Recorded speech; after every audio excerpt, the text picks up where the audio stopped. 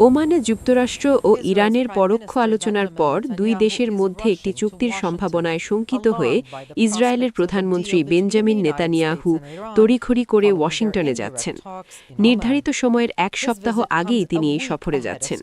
ধারণা করা হচ্ছে যদি কোনো চুক্তি হয় তবে নেতানিয়াহুর রেড লাইন বা কঠোর শর্তগুলোর ওপরই এই সফরে জোর দেওয়া হবে।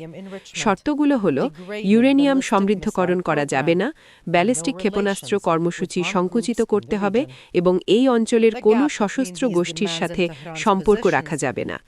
এই সব দাবি এবং তেহরানের অবস্থানের মধ্যে বিস্তর ফারাক রয়েছে।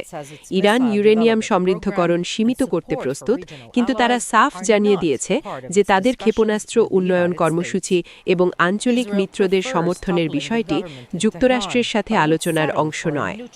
ইসরায়েল চায় তেহরান সরকারের পতন ঘটাতে, তবে মার্কিন প্রেসিডেন্ট ডোনাল্ড ট্রাম্প যদি আলোচনার পথ বেছে নেন সেক্ষেত্রে ইসরায়েল ইরানকে অন্তত নিষ্ক্রিয় এবং নিয়ন্ত্রণে রাখা হলেও মেনে নেবে।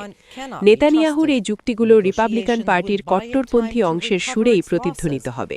তাদের মতে ইরানকে বিশ্বাস করা যায় না, আর আলোচনার সুযোগ নিয়ে ইরান গত জুনে ইসরায়েলি হামলায় হওয়া তাদের ক্ষতিগ্রস্ত পুষিয়ে নেওয়ার সময় পেয়ে যাবে।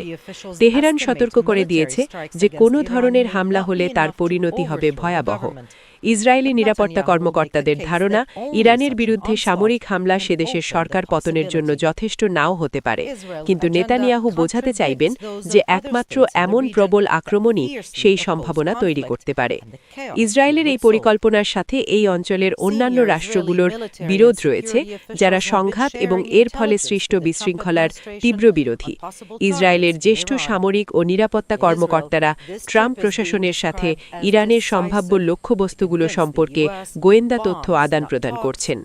ইসরায়েলে এই সফরকে নির্ণায়ক হিসেবে দেখা হচ্ছে। এর উদ্দেশ্য যুক্তরাষ্ট্রকে এটা বোঝানো যে আলোচনা নয়, বোমাবর্ষণই হল সমাধান।